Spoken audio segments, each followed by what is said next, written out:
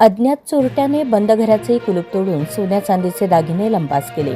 ही घटना 15 फेब्रुवारी ते 16 फेब्रुवारी दरम्यान विडी घरकुल कुंभारी येथे घडली।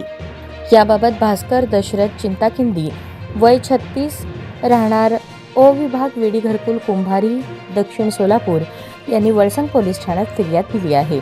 याबाबत पोलिसांनी सांगितले की 15 फेब्रुवारी 2026 रोजी सायंकाळी 6 ते 16 फेब्रुवारी 2026 सकाळी 5:45च्या दरम्यान कोणीतरी अज्ञात चोरट्याने फिर्यादीच्या घराचे कुलूप तोडून घरामध्ये प्रवेश केला। घराच्या कपाटामध्ये ठेवलेले 30,000 रुपये किमतीचे सोन्याचे कानातील झुबे, 22,500 रुपये किमतीचे सोन्याचे बोरमाळ, पिळाची अंगठी, शंखाच्या आकारातील अंगठी, चांदीचे 2 लॉकेट असा एकूण 73,500 रुपये किमतीचा मुद्देमाल लंपास केला आहे। घटनेनंतर पोलिसांनी घटनास्थळाला भेट देऊन पंचनामा केला।